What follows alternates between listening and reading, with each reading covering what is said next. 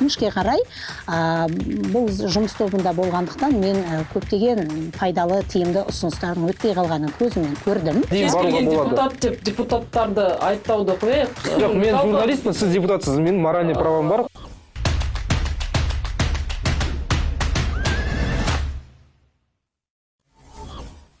Армысыздар, бүгінгі біздің подкасттың тақырыбы осы жақында президент қол қойған масс-медиа туралы заңға қатысты болып отыр. Жалпы біздің негізгі подкасттың идеясы осы коммуникация, медиа, пиар саласында болып жатқан әртүрлі өзгерістер, осындағы неше түрлі мәселелер, лайфхактар талқыланады деген өзіміздің бір ұстанымымыз бар болатын. Бүгінгі біздің подкастқа келіп, шақыруымызды қабыл алған сіздердің әрқайсыларыңызға көп рахмет. Алдымен таныстырып өтейін, менің оң жағымда тәуелсіз журналист, медиа сарапшы Халима Тәжіқұл, Тұғыл Шапақ деп айтайын ба? Және осы заңның жүзеге асуына үлес қосқан, осы заңның басталуынан бастап аяғына дейін жүрген парламент депутаты Жұлдыз Сүлейменова, қош келдіңіз. Және Нарық KZ сайтының бас редакторы, журналист Бауыржан Мұқанов. Сонымен біз осы кеше ғана журналистер күнін атап өткен болатынбыз. Сондықтан да ең алдымен біз сіздерге шағын өзіміздің сыйлықтарымызды дайындаған болатынбыз. Қабыл алыңыздар. Әрқайсыларыңызға бұл пирожный деп айтып. Иә. Бақ қызметкерлері күні дейді. Жоқ, мынау сізге, сіздің аты жөніңіз жазылған. Бауыржан, мынау өзіңізге. Ой, рахмет, көп. Біздің логотиппен деп айтайын ба? Сонымен, жалпы заң осымен басқа заңдарға қарағанда деп айтайыншы, 2 жылдай жан-жақты талқыланды, әлеуметтік желілерде, бұқаралық ақпарат құралдарында бұл туралы көп жазылды, айтылды, мысалға тәуелсіз әртүрлі ұйымдар тарапынан айтылды. Енді осы заң шығарудың жұмыс тобында өздеріңіз болдыңыздар, сондықтан да ең алдымен өздеріңіздің ауыздарыңыздан естіген дұрыс сұрақ деп ойлаймын. Не өзгерді, журналистер не білуі тиіс? Сіз бастайсыз ғой деймін. Мен әлеуметтік мәдени даму комитетінің мүшесі ретінде, жұмыс тобының мүшесі ретінде, әрине бұл заңға жеке өзімнің 36-дан астам түзетулерім енгізілгендігін атап өткім келеді. Бірақ менің 150-ден астам түзетулерім болды.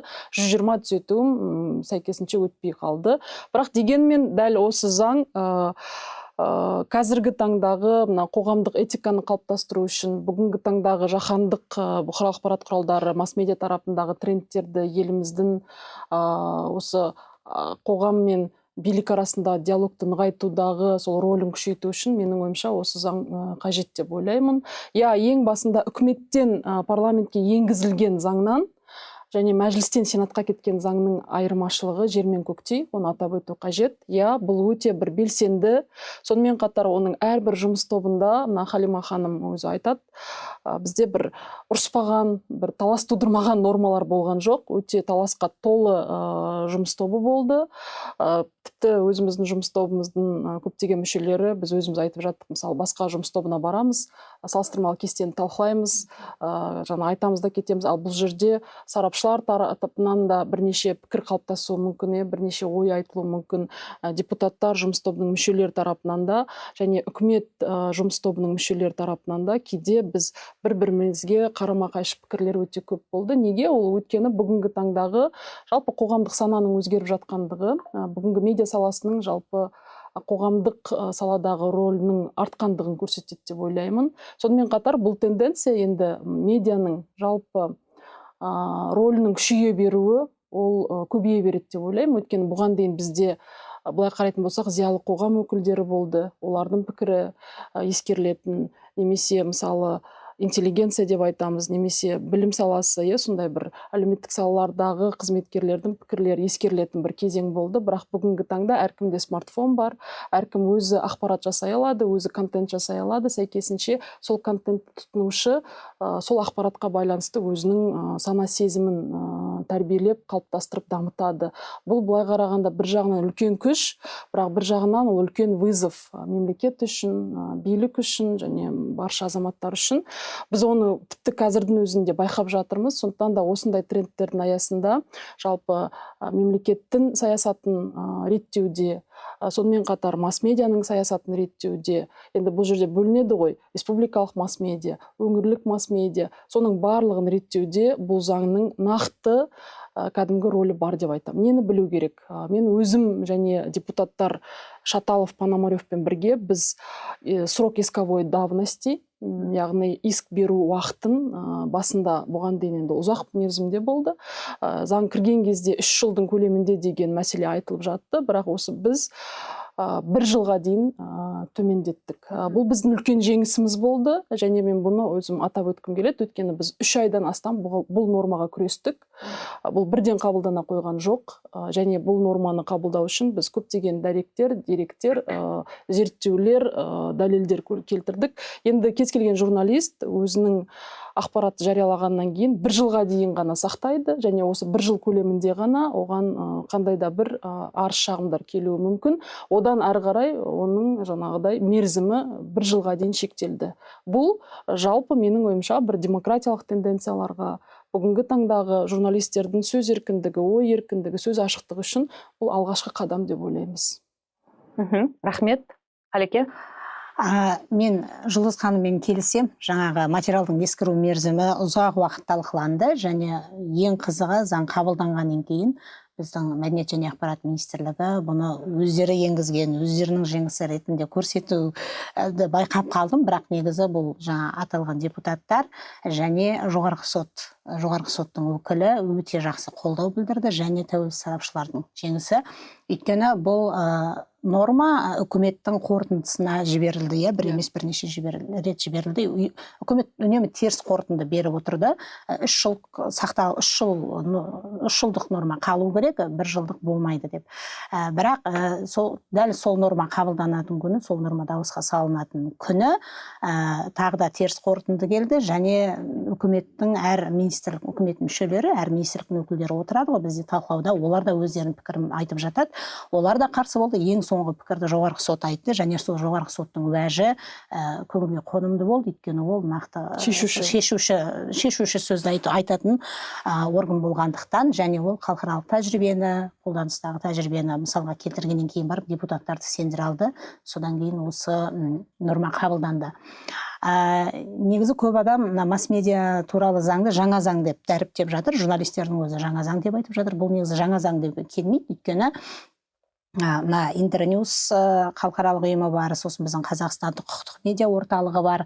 Солар заң қабылданғаннан кейін оған талдау жасады, қанша пайыз өзгерді, қалай өзгерді деген зерттеу жасап шықты. Егер сол зерттеудің қорытындысына сүйенетін болсақ, бұл қазіргі қолданыстағы бұқаралық ақпарат құралдары туралы заң мен телерадио тарату туралы заң, екі заңның біріктірілген нұсқасы, және жаңа нормалар, сол екі заңды біріктіргеннен кейінгі енгізілген жаңа нормалар жалпы заң нормаларының баптардың ішінде 10% ғана құрайды екен. Яғни 10% ғана жаңалық, өзгеріс бар, және оның көпшілігі мынау біздің жаңа медиа, бізде мысалы дәстүрлі медиа бар, содан кейін жаңа медиа бар, қазір мультимедианың дамуына байланысты, ақпараттық технологияның дамуына байланысты еніп жатқан, соларды да ескерді. Және бұл заң 20 тамызда күшіне енеді. Жекелеген баптар келесі 2025 жылдың қаңтардың басында күшіне енеді. Соны да ескеру керек. Бұл заңда атап өтетін нормалар бар. Мен біріншінде позитивпен айтып өтейін. Жаңа Жұлдыз ханымның өзі айтып отыр ғой, мысалы 150-ге жоқ ұсыныс жасадым, 120-сы өткен жоқ деді. Осының өзі бұл заңның қалай жұмыс істегені және қандай өзгерістердің ұсыныстардың барлығы бірдей өтпегенін білдіреді дегенім ғой. Осының өзі бір шағын статистика болса да, ол осы жұмыстың қалай жүргенін көрсетеді. Бұл жерде мынадай ұғымдар пайда болды. Интернет басылым деген ұғым кірді. Өйткені қазір кез келген адам сайт ашады, және оны ақпарат құралы ретінде журналистерді жұмысқа алып, мысалы жұмыс істеп жатыр, бірақ олардың арасында мысалы министрлікке бақ құралы ретінде тіркелмегендері бар. ИП ретінде жұмыс істейтін реттер бар. Енді олар тіркелуге міндетті болады. Біз бұл бастаманы қолдаймыз. Сондықтан интернет басылым деген жаңағы түсінік кіргізілді. Мысалға мынадай жағдай барда, егер тіркелмейтін болсаңыз, онда сіздің жұмысыңыз осы масс-медиа туралы заңның аясында реттелмейді. Сіз жаңағы бақ құралы ретінде саналмаймыз, сіздің қызметкерлеріңіз журналист болып саналмайды. Ал сіздің жұмысыңызды ол кезде бұған дейін қабылданған онлайн платформа және онлайн жарнама туралы заңның шеңберінде қаралады. Әу баста осы 2 жыл бұрын осы заң жасалып жатқан кезде ең алғаш министрлік медиа қауымдастықты шақырып қандай ұсыныстарыңыз бар деп заңның алғашқы новелласын жасап жатқан кезде осы блогерлік саланы осыған қосып бір заң жасамақшы болған, бірақ медиа қауымдастық оған өзінің келіспейтіндігін айтып, бір заңмен журналистің жұмысын жаңағы және блогердің жұмысын реттеуге болмайтынын айтып, оны бөлек заңның аясында қарастыруды ұсынды. Сондықтан бұл онлайн платформа туралы заң, жаңағы масс-медиа туралы заңнан бұрын қабылданды, және ең қызығы бұл дәл мынау масс-медиа туралы заң сияқты қызу талқыланған жоқ, өкінішке қарай. Өте жылдам жасалды, өте жылдам қабылданып кетті. Көп адам шатастырып жатыр да, мысалы бізге сұрақ қойған кезде жаңа блогерлер оларды да қалай қосу, реттеледі, олардың құқығын реттейтін заң бұған дейін қабылданып қойды, мен соның асын сызып тұрып айтқым келеді. Бұл жерде ең үлкен мемлекеттік тапсырыс бар, мемлекеттік ақпараттық саясатты насихаттайтын, оны тек қана мемлекеттік бақтар алады. Соған сәйкес мемлекеттік емес бақтар бар ғой біздің елде, оларға да мемлекет тарапынан грант берілетін болды. Бұған дейін ондай грант берілмеген. Бұл да заңның жаңалығы, ол мемлекеттік грантты мемлекеттік емес бақтар алады. Соған сәйкес заңда мемлекеттік бақ және мемлекеттік емес бақ деген ұғым енгізілді. Егер сіз тәуелсіз бақтың иесі болсаңыз, жекеменшік бақтың иесі болсаңыз, және сіздің акцияңыздың, жаңағы бақтың акциясының 50%-ға жетпейтін, жаңағы мемлекетке тиесілі акция 50%-ға жетпесе, онда сіз де мемлекеттік емес бақ болып саналасыз, және сіз сол грантқа таласа аласыз. Бұл грантқа негізінен менің ойымша мынау өңірлік бақтар таласады, әсіресе аудандық басылымдардың, аудандық бақ құралдарының бас редакторларына, соның меншік иелері осы грант туралы ережені, норманы қадағалап жүрсе деген тілегім бар. Өйткені бұлар сол грантқа көбірек өтініш берсе, олар жергілікті биліктің белгілі бір деңгейде қысымынан босайды. Ықпалынан босайды, қысымынан босайды, бір шабалы болса да бір тәуелсіздік алуға мүмкіндік бар. Өйткені бұған дейін естеріңізде болса, бүкіл аудандық әкімдікке қарайтын бақ құралдар, аудандық деңгейдегі газет, журналдар, мысалы радиолар бар, кейбір аудандарда телеарна да бар. Олар сол аудандық ішкі саясат бөлімінің тапсырыстарына тәуелді болатында, соған сәйкес олардың жаңағы тапсырмасынан шыға алмайтын. Кейін оларды аудандық әкімдіктен кішкене бөлектеу үшін, бір тәуелсіз болу үшін оларды жеке секторға жіберді. Бірақ жеке секторға жібергенмен олар бәрібір сол аудандық әкімдіктің тапсырысына тәуелді болғандықтан, олар тағы да белгілі бір деңгейде олардың айтқанынан шыға алмайтын. Енді олар грантқа тапсыру арқылы, қаржылық мәселесін солай шешу арқылы аудандық әкімдіктен бір белгілі бір деңгейде бір ықпалынан босайды. Өйткені мемлекет жаңа грант ол республикалық бюджеттен беріледі, министрлік үлестіреді, министрлік өткізеді ол конкурсты. Сондықтан аудандық, мен көбірек өңірлік бақтарға назар аударып отырғаным сол, өйткені қазір аудандық деңгейдегі аудандық басылымдардың жағдайы өте нашар, олардың контенті де сапасы сын көтермейді, көбісі жаңағы әкімдіктің ықпалынан шыға алмайтын дүниелер екені көрініп тұрады. Жалпы енді сұхбат барысында айтыла жатыр, негізі жақсы игіліктері бар, бірақ егер сіз заңның алып қарасаңыз, жаңағы этика болады ғой, мынау қоғамдық тәртіпті, қоғамдық этиканы қалыптастырамыз деген мақсатпен, мынау бақ құралдарына журналистердің жұмысын бақылау, жаңағы сол бақылау реңкі басым түсіп тұр. Бұл туралы алдағы уақытта айта аламын. Бұл туралы біз менің ойымша әлі де бір бөлек-бөлек тоқталған кезде қазір талқылайтын сияқтымыз. Мен ең алдымен мынау біздің жалпы подкасттың негізгі мақсаты осы медиа коммуникация саласында қазақ тілді контентті мысалға мүмкіндігінше жеткізу. Біздің арамызда осы журналистика, пиар, медиа саласына қызығып жүрген студенттер де бар, жаңағы осы салада жұмыс істеп жүрген адамдар да бар деген сияқты. Бірінші ең алдыңғы сұрақты мынау қазақ тілді контентке қатысты қойғым келіп отыр. Осыдан 10 шақты жыл бұрын жалпы ең алғаш рет осы телеканалдарда, радиода қазақ тілді контенттің таралымы 50%-дан асу керек деген кезде бір үлкен жағы медиа қызметкерлер тарапынан да үлкен дау туған. Неге? Өйткені олар орыс тілді медиа деп қазақ тілді медиа бұны қуана қабылдаған. Жоқ, бұл былай болды. мемлекеттік телеарналардың өзінде мысалға түнгі сағат 2-де, 3-те, 4-те деген сияқты материалдарды тарату болды да, күндіз өзінің жаңағы күнделікті істеп жүрген жұмысына ешқандай өзгеріс енгізілген жоқ. Есімде концерттерді қоятын. Сосын жалпы біз үнемі әсіресе телеканалдар рейтингке қарап жүреді. Сол кезде телеканалдардың көбінің айтқан жаңағы уәжі, олар айтады, біз рейтингті жоғалтып алдық деген сияқты нәрсемен. Енді бұл бір мәселе. Содан кейін олар бұл ситуациядан шығу үшін не істеді? Олар әртүрлі жаңағы Ресей болсын, Түркия болсын, солардың сериалдарын алып қазақшаға аударып, тіпті олар жаңағы олардың бағдарламаларын алып қазақшаға аударып, тек қана соны таратумен айналысып, біз әзірге дайын емеспіз деген уәж айтты. Бұл өзінше бір қарап отырсақ. Енді екінші жағын қарастырайық. Жақында өткен пиар форумда біз нақты цифрларды кездестірген болатынбыз. Мысалға, Жанасыл Болатбек осы бойынша өзінің цифрларын келтірді. Онда жаңағы мына нәрсені айтты. Ең алдымен жалпы қазақша контент, әсіресе киноға деген қатысты, жалпы медиаға қатысты контентті біз қайдан қараймыз? Ол жаңағы балалардың қазақ тілін таңдауына байланысты, екінші жалпы қазақша киноларға бару байланысты. Яғни нақты санмен есептейтін болсақ. Сонда нақты енді статистикаға сүйенсек, бір аптаның кезінде, мысалы, Голливудтың фильмі, қателеспесем, Планета обезьян болу керек, соның сатылымы, билеттерінің сатылымы 152 мың болатын болса, қазақша фильм, дәл сол уақытта қазақша фильмнің сатылымы 242 мыңнан асып кеткен. 100 мыңға жоғары, бұл өте жоғары статистика, өте жоғары рейтинг. Демек, біздің аудитория, қазақи аудитория қазақша контентті тұтынуға дайын.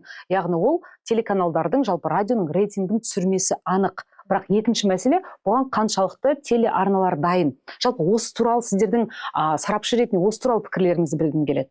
Бұл сұраққа жауап бергенде жаңа заңда қарап отырып, отандық телебағдарламалар деп тұр. 50%-дан 60%-ға көбейеді отандық телебағдарламалар. Бұл жерде енді отандық екені түсінікті, телебағдарламаларға не кіретінін анықтау керек сияқты. Мысалы, мен өзім нақты айта алмаймын, ол телехикаялар кірмейді шығар. Сондықтан жаңалықтар, ток-шоулар, репортаждар, тағы не, концерттер кіруі мүмкін телебағдарламаға. Кіреді, сондықтан осы жерде жаңағы статистиканы, қазақ тілінің статистикасын көбейту үшін телехикаяларды қосу дегенді мүмкін айналып өтеді, мүмкін болмаса оны телеарналардың басшылығына, жаңағы солардың несіне қалған нәрсе, құзыретіне, мүмкін олар телехикаяларды қосу мүмкін телебағдарлама ретінде. Сондықтан осындай, бұл жерде енді былай-былай ойнауға болады. Одан кейін жаңағы субтитр мәселесі бар ғой. Субтитрмен болған кезде ол қазақша санала ма, саналмай ма? Ол да бір сұрақты. Ол менің ойымша мына жерде жауап. Мен осы жерде бұл жерде екі нәрсені айтқым келеді. Бірінші вещание, отандық телеарналар және олар жаңағыдай 2025 жылдың 1 қаңтарынан бастап 55%-ға өз көрсетілімдері қазақ тілінде болады. Сонымен қатар жарнаманы қоспағанда телебағдарламалардың көлемі 55%-ды құрайды. Менің ойымша, біз ең басында өздеріңіз білесіздер, бұған қатысты үлкен дебат болды. Мен жаңа бұны басқа немен айтып өткім келеді. Менің мысалы 120 нормам неге өтпей қалды?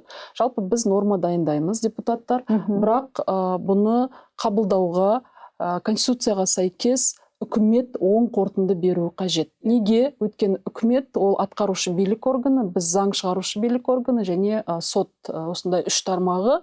Егер үкімет бізге оң қорытынды бермеген жағдайда, онда бұл заң қайтып келуі, мүлдем қабылданбауы, вето алу ықтимал. Неге? Өйткені жүзеге асыратын үкімет. Оған қаржы бар ма? Қаржы болса, мүмкіндік бар ма деген сияқты, қаншалықты дайынбыз деген. Соған қатысты. Мысалы, менде 120 нормаларының ішінде, түзетулерінің ішінде бірінші мемлекеттік ақпараттық тапсырысқа байланысты нормалар болды. Ол где-то 15-20 норманы қамтыды. Неге? Бүгінгі таңда ақпараттық мемлекеттік тапсырыстың көлемі жыл сайын өсіп жатыр. Бірақ оны қай каналдар, қандай бұқаралық ақпарат құралдары масс-медиа алып жатқандығын біз бейхабармыз. Бірақ жалпы мемлекеттің идеологиялық ақпараттық саясатына келетін болсақ, менің ойымша біз ұтылыстамыз. Шын айту керек. Және бұл әрмен қарай жалғаса бермейді. Біз бір нәрсені өзгертуіміз қажет. Бірақ өкінішке орай үкімет осы тарапта менің және депутат Шаталов, Пономаревтың осы нормаларын қабылдаған жоқ. Олар барлығына теріс қорытынды берді, яғни қолдау таппады. Екінші блок нормаларымыз бұл жалпы Мәдениет және ақпарат министрлігі парламентке жылына 1 рет келіп есеп беру қажет деген норма болды. Өйткені ол мемлекеттік тапсырысқа мемлекеттік тапсырысқа байланысты, ақпараттық саясатқа байланысты, жалпы идеология саласына байланысты келіп жылына бір мәрте есеп беру қажет деп біз таптық. Менің ойымша біз алдағы уақытта бұған келеміз. Алдағы 5 жылдың көлемінде, 10 жылдың көлемінде неге бізде қоғамдық бақылау институттары басталады, бізде ақпараттық сала бұдан әрі дамый береді. Сондықтан да жалпы біз қазір жоғары аудиторлық палатаны жылына 2 рет шақырамыз ғой, бюджетті қайда жұмсап жатқаны. Дәл сол секілді ақпарат саласындағы бюджетті қайда жұмсап жатқанына байланысты, сол 2 рет болмаса да жоғары аудиторлық палатамен қосып 1 рет министрлік келіп тапсырыс есеп беруі, менің ойымша уақыт өте келе ол кәдімгі өзінің несін дәлелдейді, қажеттігін дәлелдейді. Осыған қатысты болды. Сол кезде бізге айтты, бұл конституциялық заңдар, парламент туралы заңға өзгеріс енгізу қажет болады, бұл ұзақ мерзім кетеді, бұл қаншалықты дұрыс, сөйтіп біз қолдау таппады. Ол 2-ші блок. 3-ші блок. Жалпы мен өзім Ұлан газетінің жас тілшісі болып бастадым. Сондықтан да мен бүгінгі мынау тұлғалық дамуымда Ұланның рөлі зор деп білемін. Сондықтан да мен өзім осы масс-медиа туралы заңға жұмыс тобына кірген кезде мен қазіргі Ұланның мүшкіл халі, жалпы балалардың басылымның мүшкіл халін жөндеуге қандай да бір поправка беруіміз қажет деп сондай бір миссиямен кірген болатынмын.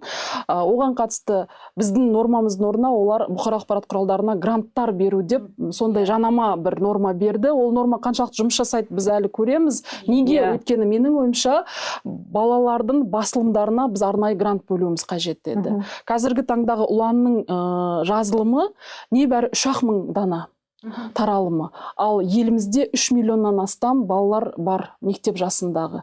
Яғни бізде тіпті 1 миллион бала Ұлан секілді біздің баспасөзімізді оқымайды, басылымдарымызды. Ал шын айтқанда ол үлкен балалардың таным көкжиегін кеңейтетін басылым ғой. Енді кезде біз соны оқып өстік қой. Қазір бәрі смартфонда. Оның смартфон оның денсаулығына, психикасына кері әсер етуі мүмкін. Дәлелдер өте көп. Сондықтан да біз осындай бір медиа басылымдардың контентін дамыту үшін қаржы бөлу қажет деп тапқанбыз, бірақ ол қолдау таппады. Келесі 3-ші үлкен блок, 4-ші блок бұл жалпы газет, журналдардың ауылдық жерлерге таралымы. Яғни Қазпочта қазір қауқарсыз. Қазпочтаға мүмкін басқа балама оператор ашқымыз келген. Сол оператордың ауыл аймақтарға барылуы, таралуы, газеттердің уақытында жеткізілуіне қатысты бізде Қызылордада осындай оператор бар екен. Сыр жаңа не деді, и ол газет жеткізіп отырады екен. Қазір мысалы Ұланның алуын Балдырғанға жазылдық, Ұланға жазылдық, 5-6 айлап келмейді. Шын айтқанда ол да дұрыс емес. Соған қатысты біздің 4-ші блок поправкаларымыз тағы қабылданбады. Өйткені Қазпочта туралы заң қыркүйекте қарастырылады, соның аясында қарастырасыңдар деді. Сосын үлкен 5-ші блок ол бізде публичное лицо, яғни танымал тұлға, немесе қоғамдық қайраткер, сондай бір ұғым кіргізгіміз келді, және осы қайраткер, осы тұлғаны қоғамдық жерде съемка түсіруге, ол тамақ ішіп отырса да түсіріп, соны қолдануға байланысты бізде бір 10 шақты норма болды, бірақ ол мен жеке өзімнің нормам болды. Оған депутаттар тарапынан да, үкімет тарапынан да олар қолдау таппады. Неге? Өйткені қазіргі таңда бұл нормаларға әлде де ертерек деген, немесе қаржының жетіспеушілігі, немесе құзыретті органның әлде дайын емес екендігі туралы уәждер айтылды. Бірақ уақыт өте келе 3-4 жылдың ішінде бұл нормалар қабылданады деп ойлаймыз. Неге? Уақыт өте жылдам өзгеріп жатыр. Ақпараттық сала, қоғамның санасы өзгеріп жатыр. Сондықтан да уақыт өте келе, мен ойымша бұл нормалар тағы да қайтып келеміз. Жаңа сіздің соңғы 3 норма бойынша айта кетейінші. Енді мен журналист ретінде осы заңның негізгі тұтынушысымын. Сіздер енді сізді сондықтан эфирге шақырдық деп айтайын ба? Жұмыс тобында болдыңыздар. Көп жұмыс атқарылған, ол рас сөздің шыны керек. Бірақ менде бірнеше сұрақ бар. Егер сіздер жұмыс әсіресе Халима ханым енді жеке жақсы танимын, болмаған кезде кейбір нормалар бұдан да жаман болар ма еді деп ойлаймын. Өзімнің енді кешеден бері бақылап отқаным. Соңғы жаңағы Қазпошта туралы айта кетейін қысқаша. Мемлекет жаңа қосымша тағы бір оператор құру. Мемлекет бір нәрсе бірдеңе құру дегенді мен өзім жек көремін өзім.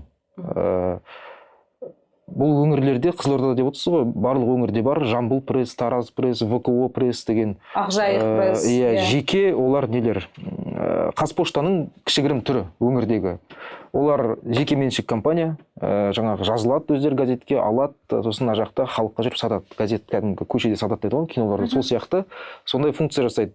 Ондай институт дегенде жаңа бизнес бар, қалыптасқан, оған қосымша мемлекет бір оператор ашу, бірдеңе компания, ол идеяның өзі менің ойымша нарықтық неге келмейді деп ойлаймын. Одан кейін жаңағы қазақ тілі туралы да деген көп жерде журналистерге тікелей шектеу болмағанмен жұмысқа бір нелер бар. Жанама шектеулер бар. Иә, орыстардан да бір күшті мақал бар ғой, жаңағы благими намерениями дейді, жаңағы Построен дорога бар деп иә, айтады. мағынасы енді жақсы ниетпен жаман нәрсе істеп алу деген сөз ғой. Анау Мастер Маргаритада сен сонымен кім болдың деп сұрайды ғой. Сол кезде мен жаңағы әрқашан жаман жақсылық істеймін деп жамандық жасайтын адаммын деген. Сол секілді нәрседе, мысалы бізде бұл тек қана масс-медиа туралы заң емес, бүкіл салада сондай. Мемлекет отношение былай, бизнеске де халыққа да. Сендер өздеріңе не керек екенін білмейсіңдер, ал мен сендерге жасап берейін міне. Үкіметтің жаңағы сіздердің айтып отқандарыңызда сол. Мен сіздерге не керек екенін мен жақсырақ білемін. Анау гиперопека деген қазір күшті сөз бар ғой, ата-аналардың. Сол сияқты да мен үкіметтің халыққа, бизнеске жаңағы қарым-қатынасы, отношениесі, сендерге не жақсы керек екенін мен сендерден артық білемін деген. Халықта бизнесте әлдеқашан өсіп кеткен, кәмелет жасқа толып. Сондықтан жаңағыдай overregulated нелер, нормалар көп. Этика мәселесіне қазір тоқталып жатырмыз. Мен соны қояйын деп отырмын, мысалға журналистік этика мәселесіне. Этика айтып жіберейін. Этика деген журналистік жаңағы бұқаралық ақпарат құралының этикасы деген бар, және ол заңға кірген. Этиканы сақтауға міндетті деген, иә. Енді заң деген нәрсе бар, этика деген нәрсе бар, екеуі екі бөлек нәрсе. Біреуі жаңағы сенің міндетің, біреуі енді ұсыныс ретінде. Мысалы, мен сіздің ар-намысыңызға тиетін нәрсені айтпауға міндеттімін, бірақ сізге жаңағы сенсіз деп айтуға ол менің этикама байланысты нәрсе. Құрметтеймін ба, әлде нейтрал қараймын ба, ол мен ешкім мәжбүрлей алмайды, осы адамды құрметтеу керексің деген секілді. Этика деген сол да, на то этика ол заңның жеңілдетілген түрі, мораль жағы да. Енді оны заңға міндеттеу деген, ол анау не секілді, ислам елдері бар ғой, діни этикаларды заңға кіргізіп қойған. Сол сияқтының бір түрі да енді. Сондықтан осы этика туралы сұрақ осындай. Одан кейін сұрақ көп, жаңа отбасы құндылықтары деген. Қазпочта туралы айтып жіберейінші бір нәрсені. Бір мәселені соңына жеткізіп отырайықшы. Мысалы, Қазпочтаға байланысты біраз адамдар қарсы болды. Бірақ шын айту керек, біз қазір не газет киоскісі жоқ. Не ең шалғай ауылдарға барсақ, ол жерге тіпті газет жеткізілмейді.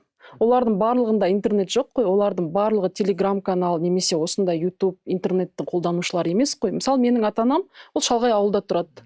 Олар өмір бақи Шалқар газетін алып, Ақтөбе газетін алып оқыған адамдар. Бірақ қазір барсан, осылар апталап, айлап келмейді. Сонда олар не істеу керек? Мысалы, олардың құқығы тапталып жатыр ғой ақпарат алуда. Менің ойымша, біз барып сұрадық, Қазпочта қауқарсыз деді. Өйткені Қазпочта қазір өзінің жаңа қаражаты бойынша шығыстары төменге кеткен, соған байланысты мемлекет оған қосымша тағы да 4 миллиард шығыс беру керек, оған ондай қаражат жоқ. Мен ондай қаражат бергенді өзім де қаламаймын. Менің ойымша, ол компания өзінің шығыстарын, жаңағыдай кірістерін реттеп, мемлекетке қарамай өздері бір реттелу қажет.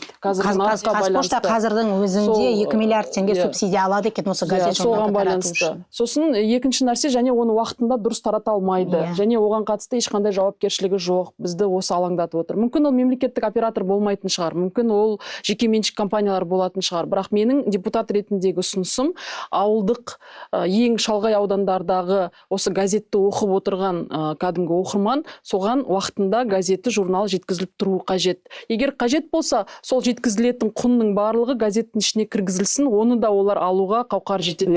Бірақ оған ешқандай мәселе қарастырылған жоқ. Екінші, ауылдық жердегі басылымдарға осындай жеткізетінге байланысты мүмкін бөлек субсидия қарастырамыз дедік. Ол субсидияға да көнбеді, өйткені шын, ол қаражат жоқ деді. Бірақ біз егер болашағымызды ойлайтын болсақ, адам капиталымызды ойлайтын болсақ, онда біз осы мәселелерге тиянақты қарауымыз қажет деп білемін. Мысалы, Германияны алып көрейік, 96% барлығы газет журнал оқиды.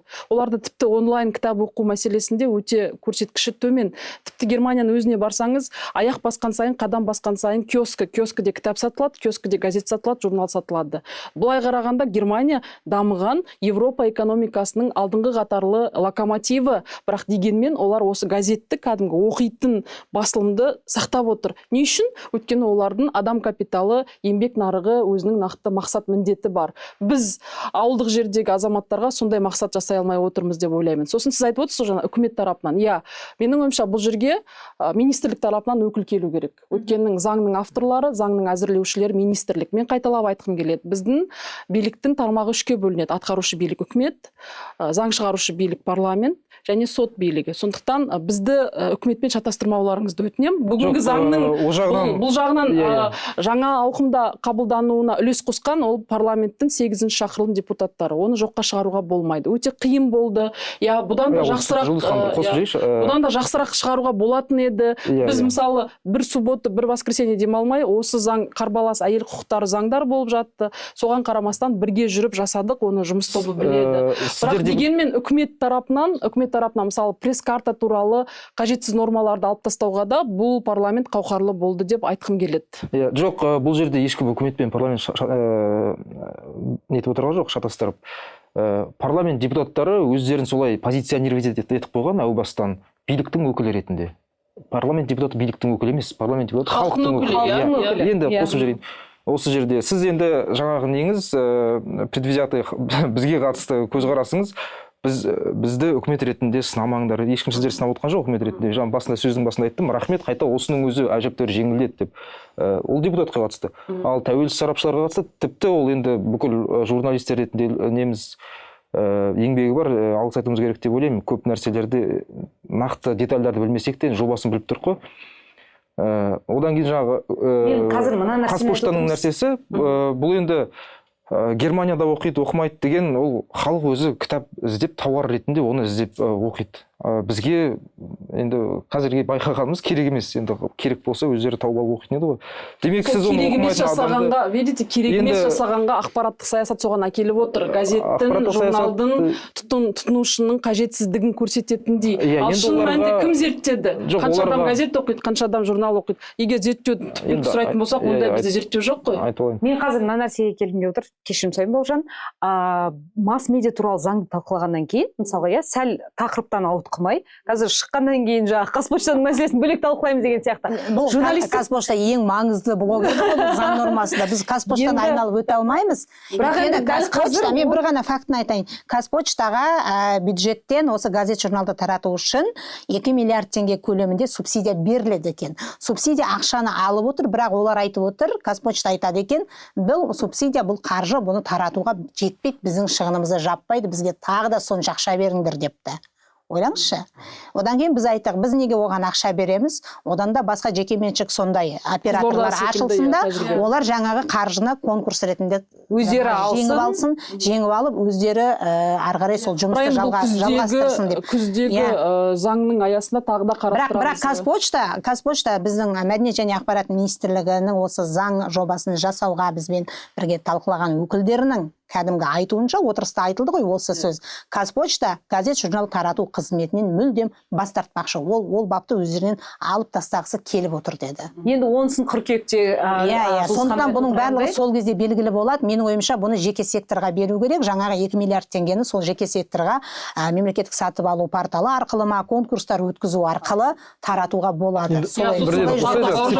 Предвзятый көзқарасы дегенге де нақты жауап бергім келеді. Мысалы, бұл баптар жаңа 150 бап, ол жеке менің өзімнің ғана нормаларым емес, бұл жерде азаматтық медиа қоғамдастық өкілдері, мысалы Гүлмира Біржанова, тағы да сол секілді белсенділердің арқасында олар бізге сарапшылық өзінің пікірлерін айтып, ұсыныстарын айтып, сол ұсынысты біз 3 депутат, ол Шаталов, Пономарев, Сүлейменованың атынан енгізілген ұсыныстар екендігін атап өтуіміз қажет. Сондықтан да бізде әу бастан осы азаматтық медиа қоғамдастық өкілдерімен тығыз байланыс болды. Біз әрбір жұмыс тобынан кейін қалып, әр тақырыпты егжей-тегжейлі талқылап, сосын онлайн, офлайн кездесіп, бұны аяғына дейін сапалы жұмыс жасауға тырыстық. Бұл бүгінгі таңдағы көргісі келсе де, көргісі келмесе де, мойындағысы келсе де, келгісі келмесе де, 8-ші шақырылым депутаттарының ерекшелігі. Бәлкім ондай депутаттар көп емес те шығар, бәлкім ол көп көзге көрінбейтін де шығар, бірақ ол бар. Бүгінгі таңдағы жаңағы халықтың өкілі ретіндегі позициясын ұстайтын және жаңа саяси жүйенің парламентінің өкілдері ретінде осындай позиция бар, және ол позиция әрі қарай дамы беруі қажет. Бірақ нақтырақ. депутаттардың бәрі бірдей болған жоқ. Иә, журналистика этиканы айтайықшы. нақты тоқталайықшы. Осы, вот мен енді журналистика этика, жалпы мамандардың айтуы бойынша ол жай ғана декларативті форматта деп айтылды. Бірақ біз егерде былай қарасақ, тарихқа көз жүгіртетін болсақ, бүгінгі таңда орын алып жатқан қоғамдағы тәжірибелерге көз жүгіртетін болсақ, мысалға мемлекет қызметкерлердің этикасы бар, оны да декларативті характер деп айтады, бірақ сол арқылы жаңағы оны жауапқа тарту, немесе жаңағы дисциплинарный взыскание деген сияқты нәрселер айтылады. Бұл жолы осы журналистік этика қалай қайтып жүзеге асады, ол туралы сіздердің ойларыңызбен бөліссеңіздер. Мен айтайыншы осында біз бұл бапқа мүлдем қарсы болдық. Медиа қауымдастық, тәуелсіз сарапшылар этика нормасы заңға енгізілмеуі керек дедік, және ол бапты түбегейлі алып тастауды ұсындық, бірақ өкінішке қарай біздің ұсынысымыз өткен жоқ. Өйткені оған депутаттар дауыс береді, және оған депутаттардың барлығы бірдей дауыс берді дей алмаймыз, қарсы болғандар да болды, бірақ басым бөлігі осы этика нормасының заңға енгізілуін қолдады. Ал біз этика нормасы заңға енгізілмеуі керек дегенде неге сүйендік? Өйткені этика нормасы ол этика деген заң емес, ол ереже емес. Этика ол методикалық ұсыныс. Ең алғаш журналистерге этика кодексін жазған Генри Уотерсон деген журналист болған, 19 ғасырдың 20 ғасырдың басында өмір сүрген, Америкада өзі басылым басқарған адам. Журналистің этикасын ең алғаш мәселе етіп көтерген де сол, өйткені журналистер белгілі бір деңгейде этиканы сақтау керек, медиа этиканы сақтау керек деп бастама көтеріп, ол алғашқы этика кодексін жазады. Содан кейін әрбір басылым, әрбір медиа холдингтер өздерінің этикасын жаза бастады. Бұл неге заңға енбеу керек? Өйткені бұл журналистика саласы басқа салалардан бөлек сала. Бұны бейресми төртінші билік деп айтады. Және олар өздерінің проблемаларын, өздерінің кемшіліктерін журналистер қауымдастығы өзінің ішінде шешу керек, өзінің ішінде мәселе етіп көтеріп, бірін өздері тәрбиелеу керек, былай түсінікті тілмен айтар болсақ. Бірақ және ол этика заң сияқты жыл сайын түзетіп толықтырылып отыратын норма емес. Ол сіздің өмір сүру этикаңыз ғой, сіз мысалға, сондықтан бұл енбеу керек еді. Әрине бізге министрлік өкілдіктері бұл декларативті норма, біз қандай да бір этика бұзылған жағдайда жай ұсыным ретінде айтамыз, оны бұзған үшін ол журналист жауапқа тартылмайды деп уәде беріп отыр. Бұл уәдені бізге кім беріп отыр? Бізге сол министрліктің вице-министрі Қанат Ысқақов уәде беріп отыр. Ертең ол жұмыстан кететін болса, онда ары қарай қалай болады? Жалпы заң ол белгілі бір әрекеттерді реттейді, және сонда талап етілген нормалар орындалмаса, ол жауапқа тартылады, Заң сол үшін жазылады. Егер этиканы талап ету заңға енгізілді ме, оны журналист сақтамады ма, ол да түптің түбінде биыл болмаса, келесі жылы болмаса, егер ол норма қала беретін болса, ол күндердің күнінде, айлардың алдында бір журналистің жауапқа тартылуына әкеліп соғуы мүмкін. Өйткені біз бұның бір мысалын... Жаңа Бауыржан айтып отырғандай гиперопека ма, жоқ әлде бұл бір бақылаудың әдісі ма, жоқ әлде бұл бір ұсыныс ретінде ма, шектеу ретінде ма? Бұл бақылау, бұл шектеу деп түсінеміз. Негізі бізде этика бар ғой, мынау Қазақстанда журналистер этикасы 2012 жылы қабылданған. Оны Қазақстан журналистер одағы жасаған. Бас редакторлар клубы. Бас редакторлар клубы. Бірақ журналистер бірігіп жасады, журналист қауымдастық. Бірақ журналистер одағы жасаған норма өтіп, оған түзетулер енгізілген. Қауымдастық талқылай отырып, бірге қол қойған. Өйткені бұл қауымдастық жасайды ғой, бәрі бірнеше ұйым, оның ішінде әділ сөз де бар деген сияқты. Бұл этика норма сол қалды, ол өзгертілмейді. Өйткені ол халықаралық тәжірибеге сүйеніп жасалатын дүние ғой. Ол заң сияқты жылды, мысалы, мынадай болды, анадай жағдай болды деп түзетіп, өзгертіп отыруға келмейді. Сондықтан да біз бұның заңға қосылуына біз мүлдем қарсы болдық. Бұл негізі 3 түзету бар, 3 норма бар этикаға байланысты, бірақ 3 нормада ол әзірлеуші министрлік тарапынан енгізілген нормалар. Министрлік айтып жатыр, депутаттар енгізді деп. Депутаттар енгізген жоқ. Бірінші. 3-ші раздел, 26-шы бап. Журналист өзінің қызметінде профессионалды этиканы сақтауға міндетті деген сөз бар. Әрі қарай бізде ақпарат саласында қоғамдық кеңестер бар. Қоғамдық кеңестер өңірлік республикалық бақтардың реттейді, және сонымен қатар олар этикалық кодекс нормаларын әзірлейді, ережесін әзірлейді деген бап бар. Осы қоғамдық кеңеске байланысты мен блокирующий норма бергем. Бұл қоғамдық кеңес мүлдем болмау керек. Өйткені кәдімгі министрліктің өзінің қоғамдық кеңесі бар. Оған қосымша осындай профессионалды қоғамдық кеңес ол немен айналысады, бұл қайтадан дублирование қажет емес деген норма ұсынғам. Бірақ мен этиканың заңмен реттелуін қолдайтын депутатпын. Менің 5 нормам болды. 5 норма дегенде қандай? Мен нақтылап жазғым келді. Қандай нормалар, Өйткені заңда этикалық норма деп көрсетіп, оны ары қарай ережеде жазбақшы ғой. Ережеде қандай норма болатындығын журналистер тарапы қазір білмей отыр ғой. Соған байланысты журналистер тарапында осы нормаға белгілі бір қарсылық пайда болып отыр. Заңда нақты жазу керек еді. Профессионалды этика дегеніміз не? Ол буллинг па? Ол қаралау ма? Ол әлде киіміне қатысты ма? Ол сөзіне қатысты ма? Ол діни тақырыптарда қандай болады? Зорлық-зомбылық тақырыбында қандай болады деп сондай жазғым келген. Бірақ ең басында, әу басында біз жұмыс тобында талқылаған кезде жұмыс тобының жетекшісі бар, жұмыс топ мүшелері айтты.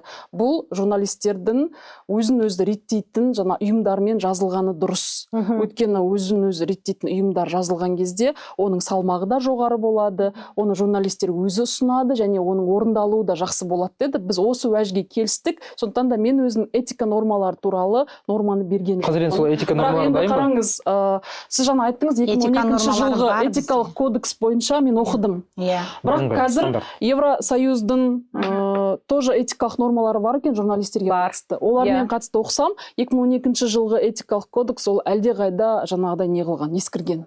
Бірақ базалық принциптер бар. Базалық принциптер, бірақ сәйкесінше онлайн, бүгінгі таңдағы әлеуметтік желі, сосын біздегі нақты қазір ушығып тұрған тақырыптарға байланысты, жемқорлыққа байланысты бір бөлеке. Содан кейін жаңа буллинг, киім үлгісіне, діни тақырыптарға, зорлық-зомбылыққа, суицидке байланысты ол тақырыптарды таратқан кезде, ол тақырыптарға сюжет жасаған кезде, және ол тақырыптарға пікір уәж білдірген кездегі өзінің этикалық нормалар, мысалы Евросоюздың журналистерге байланысты этикалық кодексінде қарастырылған. Енді олар мен сол жаңа айтып отырған.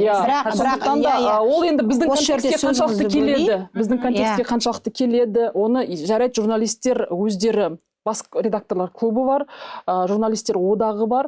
Менің ойымша қазір осы мәдениет және ақпарат министрлігі журналистердің осы уәжін тыңдап, бірлесіп отырып, бәлкім депутаттарды да шақырат, ережені бірлесіп жасау керек деп ойлаймыз. Өйткені этика нормасы бәрібір де қажет, бірақ оны бәрі бірге жасау керек. Өйткені қазір министрлік бір тараптан жасап журналистерге көрсететін болса, онда ол мүлдем араласпау керек. Қайдан қарсылық болады? Бәлкім осы да дұрыс шығар. Енді мен келесі нәрсені атап өткім келеді. Бізде мысалы педагог мәртебесі туралы заң 2019 жазылған. Сол жерде ең бірінші бап ол этика, педагог этикасы туралы. Мысалы, қазіргі таңда бізде осыған қатысты біраз мәселе болды. Бізді Қызылордадағы мұғалімдер өзінің қысқы демалысында Тайландқа барып, түнгі клубтарға бару, бармау қажет пе? Қажет, этикаға жата ма, жатпай ма? Мысалы, мен өзім мұғалімдердің тарапындамын. Мұғалім, ол 24 сағат мұғалім емес қой. Мұғалім өзінің 16 сағат жүктемесінде мұғалім. Қалған уақытында ол адам. Сондықтан ол қайда барды? Нені көрді? Ол өзінің жеке конституциялық құқығы. Сондықтан да ол мұғалім ретінде оның құқығын осындай несін таптамау керек еді. Мен мысалы, ол қыздар енді ағылшын тіл пән мұғалімдері екен, қазір басқа жұмыс тауып кетіпті, бірақ дегенмен мен соған қатысты өзімнің жаңа пікірлерімді бердім, және мен сол мұғалімдердің жағындамын. Бірақ педагогикалық этика ол сол заңның ең алғашқы бабында. Енді ғылым туралы заңда да қазір ғылым этикасы енгізіліп жатыр. Неге? Плагиат болмас үшін, академиялық еркіндік үшін, және академиялық адалдық үшін. Сондықтан да менің ойымша енді бұл саморегулирующий органдар өздері жасасын, өздері қарастырсын, өздері бір ортақ дүниеге келсін. Бірақ ең негізгі мәселе буллинг болсын, тіпті киім үлгісіне қатысты болсын, басқа адамның жеке басына өтіп жатқан кезде де сол этикалық кодексқа байланысты жаңағыдай ортақ бір шешім болса. Менің ойым осы. Мен қоса кетейінші, этиканы егер заңға кіргізсе, ол уже аты этика емес, ол уже заң нормасы болады. Сондықтан қазірші этика, ертең сіз оны қосқаннан кейін оны этика деп айтпайсыз, ол уже міндетті заң. Ертең сіз енді сол этика аясындағы кейбір ұсыныстар бар ғой, этикада өзі ұсыныс қана болады, этикада міндеттеу деген жоқ қой. Сонысымен этика. Егер этикадағы ұсыныстар заңға кірсе, ол уже ұсыныс емес, ол міндеттеу. Сондықтан уже заңға айналады. Сондықтан этика бәрібір мына жақта бөлек қалады. Қалған нормалар мына жақта. Иә, оған атқарушы билік жасауға да бақылауға да қатыспау. Кірген жерлер олар уже заңға айналады. Соны түсіну керек та, одан ертең тағы да біртіндеп сол этиканың нелерін тартып заңға қоса беруге болады ғой. Ол кезде әрі қарай нормативтік құқықтық актілерге мынау бір заңның негізінде осылай өзгеру мүмкін деген сияқты. Заңға тәуелді актілер жасалады ғой. Иә, одан кейін мұғалімдердің этикасы дегенде қандай ереже жасалады? Мәселе сонда. Бізде жаңа заңда бір нәрсеге этика дегенде ол ең шатасатын нәрсе жұмыс барысында ма, жоқ әлде жалпы өмірде ме, жаңа мұғалімдерге қатысты да. Ол мейлі журналист болсын, мұғалім болсын, оның этикасы жұмыс барысындағы нәрсені ғана қамту керек та. Жеке өмірге. Иә, ол уже жеке өмір деген оның барлығы так түсінікті, бірақ та әр жол қайталау керек болады. Сондықтан ол біріншіден этика ол жұмыс барысын реттеу, соны қамту керек. Одан кейін ол уже этика нормаға кірсе, оны сіз уже этика дей алмайсыз. Нормада ана жерде журналистің кәсіби этикасы деп тұр. Сол кәсіби этикасына этикалық кодекста ашық, сол ұғым ашылып көрсетілу керек. Сол сіз айтып отырғаныңыз дұрыс. Жұмыс барысындағы ақпаратқа қатысты, журналисттің жаңа қызметіне қатысты кәсіби этика деген ұғым ашылып көрсетілу керек. Бірақ енді ол жерге кіретін нормалар, мысалы сіз айтқан жаңағы буллинг, киім деген ол этикасы да былай да оған қатысты басқа да заң бар. Мысалы жеке ар намысы деген бар. Жаңағы мысалы дінге қатысты деп отырсаңыз, жаңағы діни сенім бостандығы деген секілді. Ол онсыз да басқа заңда қарастырылған нормалар, оны әкеп қайтадан мына жақта этиканың ішіне қамту. Бірақ біз қазір жеке өз басым депутат ретінде кейбір заң нормаларын талқылайтын ашық дискуссияларға барған кезде, тіпті мемлекеттік арналарға барған кезде жүргізушілердің сұрағында немесе өзінің жаңағыдай инфографикаларында қате кетіп жатады. Және екінші этика мәселесіне байланысты бізде зорлық-зомбылыққа қатысты бір талқыдағы журналистердің өзін өзі ұстауы. Ол жердегі бүкіл кеткен қателіктер таза этикаға байланысты. Жеке шекараны жаңағыдай аттамау, адамның жеке басына өтпеу, оның барлығын былай қарағанда этикада жазудың қажеті жоқ сияқты еді. Бірақ сол эфир, сол зорлық-зомбылыққа қатысты мына әйелдің құқығын, ар-намысын таптауға қатысты сол кәдімгі эфир қалай шулатты? Яғни бұл нені көрсетті? Бізде қазіргі білім алып жатқан журналистерде қарапайым, сізге қарапайым көрінетін, бәлкім бізге де қарапайым көрінетін этикалық нормалардың кейбір жас журналистерге оқыту қажеттігін көрсетіп отыр ғой. Сондықтан бір ортақ норма болуы қажет. Ортақ норма болса, онда сол ережеге сай олардың да іс-қимылдар болады. Енді мына жерде мына нәрсені мысал ретінде айтып жіберейінші.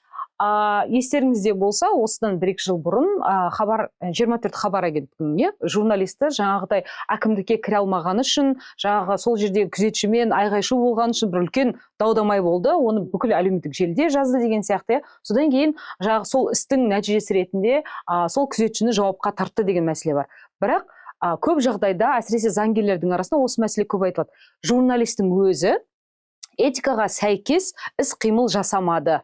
Өзін жаңағы таныстырып, не істеу керек екен дегенді айтпады, ана жерге баса көктеп кірді, аузына келгенін айтты, тағы басқа деген сияқты.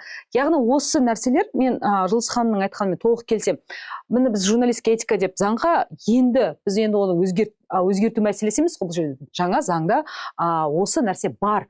Енді әрі қарайғы нәрсе осы нормативтік құқықтық актілердің негізінде меніңше министрлік тарапынан болсын, атқарушы орган ретінде, уәкілетті орган ретінде, жалпы осындай тәуелсіз сарапшылардың тарапынан болсын, әр баптың, әсіресе өзгерген жаңа терминдердің қайсысы нені білдіреді деген нәрсені толығымен былай ашып ара жігін көрсету керек сияқты. Өйткені біз мысалы осы жерде отыр, біздің өзімізде бірнеше сауал туады. Шын мәнінде ол солай болды ма, жоқ па деген сияқты. Сосын жалпы шетелдік тәжірибені қарайтын болсаңыз, кезінде осыдан бір 4-5 жыл бұрын бір үлкен бір шу болды.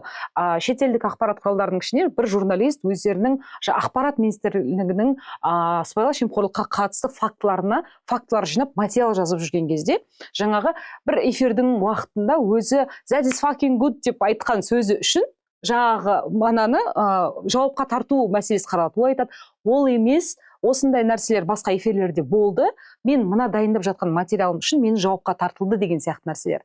Осы журналистік этика, мысалы, ертең журналисті осының негізінде жауапқа тартуға алып келе ала ма, алмай ма? Осының ара жігін кім ажыратып бере алады? Жауапкершілік жоқ, жауапкершілік нақты жазылмаған, декларативті нақты негізде жазылған журналист өзінің кәсіби этиканы сақтауға міндетті деген да. Ал әрмен қарай егер сақталмаған жағдайда, онда әкімшілік құқық бұзушылық кодексінің осындай нормаларына байланысты жаза қарастырылады десе, ол басқа нәрсе. Сәйкесінше ол жазылмауының өзі, яғни бұл жай ғана осы өзін өзі реттейтін ұйымдар арқылы этикалық кодекс нормаларын әрі қарай дамыту деп біз солай түсінеміз. Мен осы этика мәселесіне нүкте қойып кете салайыншы, ұзаққа созылып кетті. Жаңа Жұлдыз ханым атап өткен журналистер тарапынан жіберілетін қателіктер, кемшіліктер, ондай жағдайда қандай әрекет ету керек деген мәселе біздің Қазақстанда журналистердің өзін өзі реттеу комитеті жұмыс істейді. Ол комитеттің төрағасы да, комитет мүшелері де журналистердің арасында сайлау арқылы жүреді, сайлау. Бірақ оған біздің бақ құралдары өте белсенді қатыспай тұр. Және ол комитеттің мүшесі кім болады дегенді, ол мысалы кез келген адам ұсына алады да, сол бақ саласында, медиа саладағы танымал адамдарды ұсынады. Мысалы, мені соған мүше ретінде сайлапты. Мен оны әбден сайланғаннан кейін бірақ білдім. Мысалға, ол жақсы ой. Мысалы, мен соның мүшесімін, сол комитет қазір жұмыс істеп жатыр. Сол комитет КТК арнасында, мысалы Тараз қаласында болған өзінің сыныптасын жаралаған, пышақтаған оқушы туралы мәліметті КТК арнасы сол оқушының және оның анасының жеке деректерін ашық жариялап жібергені үшін біз мысалы телеарна басшылығына арнайы хат жолдадық, оның қандай заңдарға қайшы келетінін түсіндірдік, және оны эфирден алып тастау немесе блюрлеу және ана жерде аталған анасы туралы жеке деректерді өшіруді ұсындық. Бұл біз талап ете алмаймыз ғой, біз ұсыным береміз. Бірақ өкінішке қарай мен өткенде бір семинар тренингке, осы медиа этика бойынша семинар тренинг өткізуім керек болып,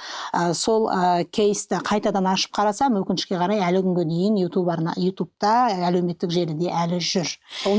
Бұл нені көрсетеді? Бұл біздің Қазақстандағы бұқаралық ақпарат құралдарының басшылығының жауапсыздығын көрсетеді. Өйткені біз өзін өзі реттеу жүйесін іске қосып, арнайы осындай ұсынымдар жасап жатырмыз. Мысалы, хабар арнасындағы кейсті де білесіздер, мысалға тұрмыстағы зорлық зомбылық құрбаны болған әйелді шақырып алып, оған ескертусіз жаңағы күйеуін алып келу, мысалы біз оған қатысты да мысалға ұсынымдар дайындадық. Ол кезде енді оған министрлік араласты, ол жаңағыдай бас продюсердің жұмыстан кетуімен аяқталды. Жалпы менің айтайын дегенім, медиа сарапшы ретінде, осы медиа этика бойынша зерттеу, мониторинг жасап жүрген адам ретінде, біздің ақпарат құралдарының басшылары, бас редакторлар, шеф редакторлар, біз журналистерді айыптаймыз. Журналисттен бұрын сол жұмыс беруші мен бас редактордың өзі медиа этиканың сақталуына мүдделі емес. Және олар журналисті жұмысқа қабылдаған кезде осы ең болмағанда журналист этикасы туралы сұрамайтынды сияқты көрінеді. Өйткені мен өзімнің әріптестеріме осы сабақты бастайтын кезде сіздер бізде этика кодексі туралы оқыдыңыздар ма, бақ туралы заңды оқыдыңыздар ма, немесе осы масс-медиа туралы заң қабылданды, президент қол қойды, сіздер соны таныстыңыздар ма дегенде аудиторияның 90% оқымаған болып шығады, және мен оны ашық мәлімдей аламын. Яғни біздің журналистердің өзі өздерінің құқын, міндетін және өздерінің жауапкершілігін түсіне бермейді. Және мына масс-медиа туралы заң қабылданғаннан кейін, президент қол қойғаннан кейін, журналистердің барлығы бізге комментарий беруге ұсыныстар айтып жатты. Және біз енді бірнеше бақ өкілі хабарласқаннан кейін, нақты сұрағыңыз болса жолдаңыз, мен соған жауап берейін десеңіз, олар сұрақ қоя алмайды. Өйткені олар талқылауларда болған жоқ. Жаңағы пресс-картаға қатысты болсын, басқа да түрлі қарама-қайшылыққа толы баптар талқыланған кезде, және оған үкіметтің теріс қорытындысы келген кезде, біз тәуелсіз сарапшылар онлайн режимде әр жұма күні түстен кейін онлайн брифинг өткізіп отырдық, және біз оған бүкіл журналистерді шақырдық, және оған журналистер көп қатысқан жоқ. Яғни олар қандай даулы баптар болғанын да білмейді. Яғни егер біз медиаэтика жұмыс істесін десек, өзін-өзі реттеу жүйесі жұмыс істесін десек, онда журналистер қауымдасты соған мүдделі болу керек. Онда бәлкім университеттерде бұны күшейту керек.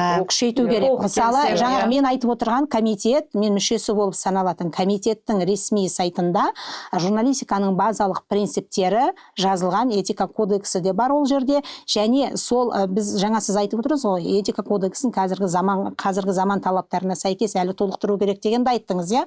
Ал сол сайтта мысалға редакцияда осындай жағдай болғанда қандай әрекет ету керек дегенге кеңес берілген. Барлығы нормалар ол жерде бар. Мен журналистерге үнемі сол ресми сайтты ұсынып отырамын. Егер соны оқып жүрсе, онда жаңағыдай менің ойымша бұл журналистерді жұмысқа қабылдаған кезде жұмыс беруші де бас редактор да өзінің ақпарат құралының репутациясы үшін, абырой беделі үшін журналистен сол жаңағы дағдыларды, оның жаңағы медиа сауат деңгейін тексеріп отырып, солай қабылдау керек та. Өзін-өзі реттеу деген сол. Өзін-өзі реттеу дегенде мен бұған министрлікте араласудың қажеті жоқ. Жоқ, ол дұрыс айтасыз. Министрлік араласу қажеті жоқ деген.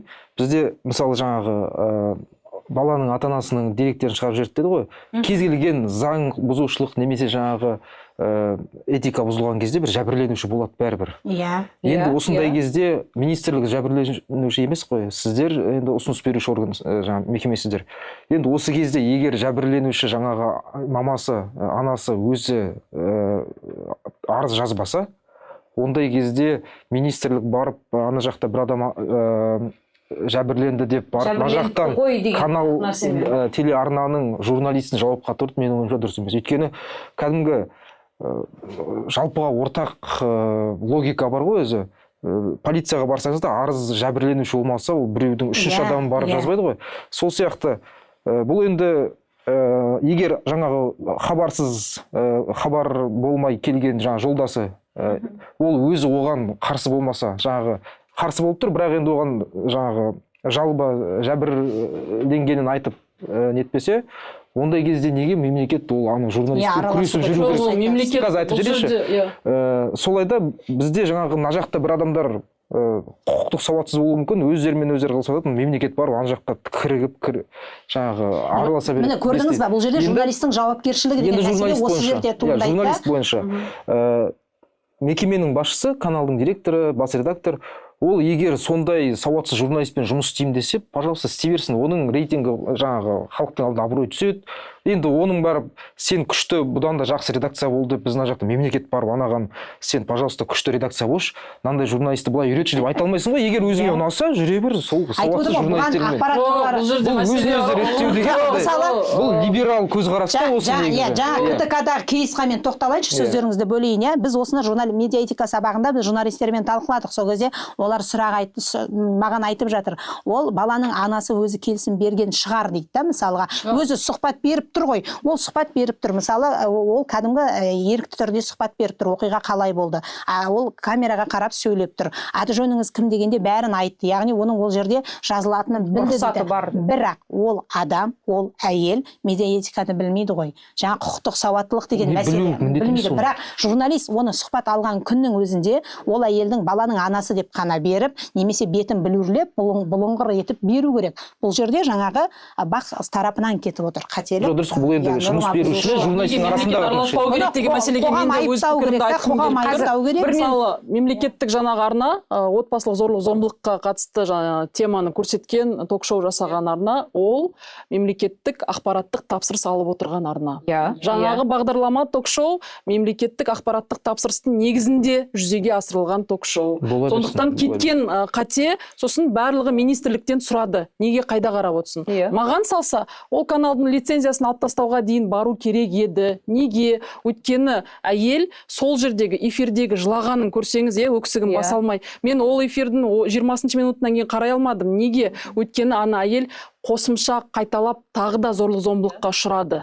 Оны әрі қарай оның психикасын жөндеуге, әрі қарай онымен реабилитациялық жұмыс жасауға кім жауапкершілік алды? Ешкім жауапкершілік алған жоқ. Біз сол жерде продюсерін соны жылы жауып қойдық. Қазіргі таңдағы ол отбасының тағдыры қалай? Ол жерде баласы айтқан ғой анасына, бармашы сен сол эфирге. Біз мектепке барамыз деп. Яғни балалардың травмасы қандай деңгейде? Оған реабилитация жасап жатқан кім бар? Әрине мемлекет араласу керек. Менің ойымша ол жерде үкімет, жаңағы ақпарат министрлігі өте шешуші шешімдер қабылдауға қажет етеді. Мәдениет және ақпарат министрлігі бүгінгі таңдағы зорлық зомбылыққа қатысты да құзыретті орган. Осы балаларды өзінің қанатына алып, әрі қарай жұмыс жасау керек еді. Бүгінгі таңда ол мәселені естіп жатырмыз ба? Естіп жатқан жоқпыз.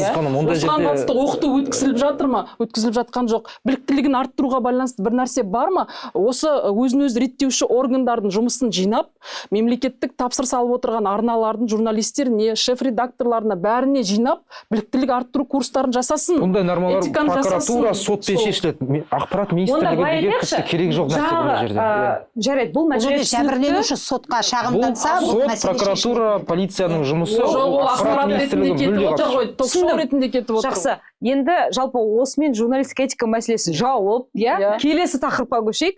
Жаңа Жұлдыз ханым жақсы айтып отыр, біздегі мемлекеттік тапсырыс мәселесі. Бұл да бір-бірімен ұштасатын әңгіме. Өйткені біз бұл жерде айтамыз, мемлекеттік тапсырыс көп жағдайда жаңағы қайта керісінше, мысалға, қанша дегенмен мемлекеттік тапсырыс жалпы не үшін түпкі идеологиясына қарайтын болсақ, мемлекеттің пропаганда деп айтқанда, мысалға кезінде кімнің өзі де айтады ғой, жаңағыдай халықпен жұмыс жасаудың бір жағы тәсілі ретінде жасалды.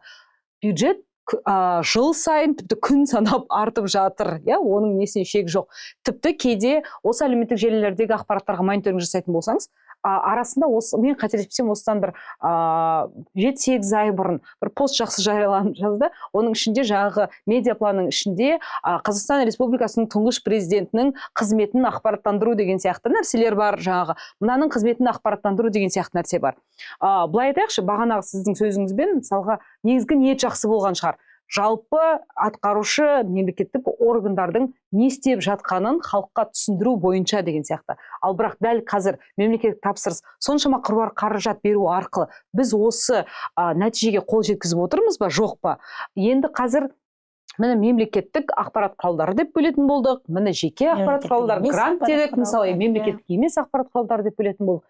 Осының әрі қарайғы жұмыс істеу механизмі, осының әрі қарай даму қаншалықты бұл жалпы біздің ақпараттық қоғамға ықпал етеді? Осы жайында пікірлеріңізді білейікші. Менің ойымша, мына жерде мемлекеттік және мемлекеттік емес ақпарат құралы деп бөлген, мемлекеттік болу үшін жарғылық капиталының 50%-дан асу керек. Жарғылық капитал дегенде, мысалы, хабар қай жылы құрылды? 98-де құрылды. Сол кезде хабар құрылды, жаңағы акционерлік қоғам болып. Сол кезде министрлік тарапынан жаңа жарғылық капиталына бір 2 миллион теңге бөлінген шығар, мысалы. Көп компаниялар жарғылық капитал шарттық. Сол кезде 50%-дан көп құйып, мысалы, одан кейін мүлде ақша бермесе, ол бәрі мемлекеттік арна саналады. Одан кейін ол 99% жеке жарнамадан тартып келу мүмкін, хабар агенттігі. Бірақ ең басында жаңа 50%-дан көп жарғылық капитал мемлекетте алу мүмкін, бірақ осы уақытта өз-өзін күн көріп келгеніне қарамастан ол бәрі мемлекеттік саналады. Сондықтан ол жерде мемлекеттік арна, сіз білмейсіз, мысалы, кез келген сайт, ол мемлекеттік пе, мемлекеттік емес пе, ол жерде бір кезде жаңа мемлекеттен қаражат алып алып, өмір бойы мемлекеттік деген немен жүру мүмкін. Статуспен. Немесе керісінше, мысалы, мен жаңағы мемлекеттен 49% жарғылық капиталыма қаражат тартқан болуы мүмкін. Одан кейін мүлде жарнамамен жұмыс істемей, тек қана мемлекеттің тендерінде отырсам, мен бәрі мемлекеттік саналмаймын. Өйткені мен жарғылық капиталымның 51% өз қалтамнан шығарған болуы мүмкін да. Енді осы кезде тіпті пропагандаға 2-3 есе көбірек мүмкіндік. Сіз ертең сайт ашасыз, көп қой, жаңа өсек ньюс, түйсек ньюс бірдеңе деген грант жаңа не? Дұрыс, пропагандамен және акиматтардың заказымен отырған сайттар. 2-дің бір сайт ашып алып, оның үстінде жаңағы несі жоқ бүгінге дейін куәлігі болған жоқ. Енді сіз сөйтіп сайт ашасыз, сосын сайттың жарғылық капиталын 20 мың теңге деп қоясыз да, 11 мың теңгені қалтадан шығарып, тіпті жарайды 20 мың теңгені қалтаңыздан шығардыңыз, жарғылық капитал бітті осымен мәселесі. Одан ары қарай өмір сүруіне сіз әкімдіктен 20 миллион жыл сайын алып отырсыз. Сіз мемлекеттік бақ емессіз. Енді бұл әділ емес қой, мысалы қарасаңыз, сондықтан бұл жерде мемлекеттік тапсырысты мемлекеттік бақтар ғана алады. Енді бірақ ол бүгінге дейін уже қаржылық жағдайын жасап алды ғой. Осылай болып келді. Немесе жарғысын жаңағы уставын қайта өзгерту керек толық болса ше, мысалы жарғылық капиталын, жарғылық қаражатын басқа және гранттар мәселесі бар бұл жерде. Грант енді бұл жерде қараңыз, аты әртүрлі, бірақ ол жерде грант менің ойымша тура сол нәрсені грант деген немен жаңа атаумен береді. Грант мысалы бір сайтқа біз грант береміз, грантты алу үшін сен сол әкімдіктің ақпараттандыру қызметін жұмыс істе дейді. Айналып келген кезде бәрі тура сол бүгінге айтқан пропаганда. Ол онлайн режимде өтеді. Грант бойынша айтып өткім келеді. Мемлекеттік тапсырыс, мемлекеттік ақпарат тапсырыс бойынша ол жерде бір-екі қана сөйлем бар. Қалған барлығы бұрынғыша Мәдениет және ақпарат министрлігінің өзінің жеке нормативті құқықтық актілерімен реттеледі. Сондықтан да оған қатысты осы министрліктің өкілдері жауап беруі қажет. Біздің ойымызша мемлекеттік ақпараттық жаңағыдай тапсырыс, ол енді халықтың тапсырысы ғой. Ол халықтың бюджетінен жасалып жатыр, республикалық бюджеттен жасалып жатыр. Ол ашық болуы қажет деп ойлаймын. Және оның басым көпшілігі біздің кәдімгі мемлекетіміздегі мемлекеттік саясатты, оның ішінде мысалы заң мен тәртіп қағидаты деп қазір айтып жатырмыз, немесе құндылықтар туралы айтып жатырмыз, немесе азаматтарымызды еңбек нарығына бізге қазір экономикамыз үшін қажетті, бәсекеге қабілетті деп айтамыз ба, сондай бір бағыттар бойынша тапсырыс берілуі қажет еді. Біз бұл бағыттарды да құзыретті орган қолдамады.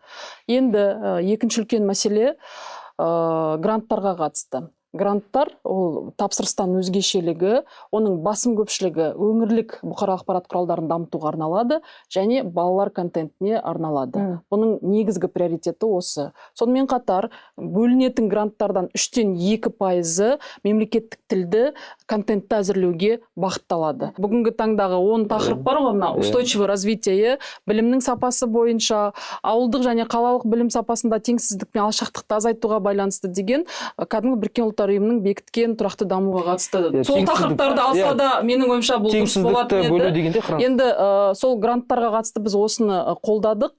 Бірақ дегенмен гранттардағы ең негізгі процедура, іріктеу, медиа саясатты жүзеге асыру комиссиясымен реттеледі. Ол комиссияның құрамын анықтайтын қайтадан министрлік. Сондықтан да бұл жердегі сұрақтардың басым көпшілігі министрлікте. Біз айтып отырмыз ғой, бәрін түптеп келгенде министрлік шешеді. Сіз негізі мен қосылып министрлікке сын айтуыңыз келеді, бірақ сіз үкіметті қорғап отырсыз.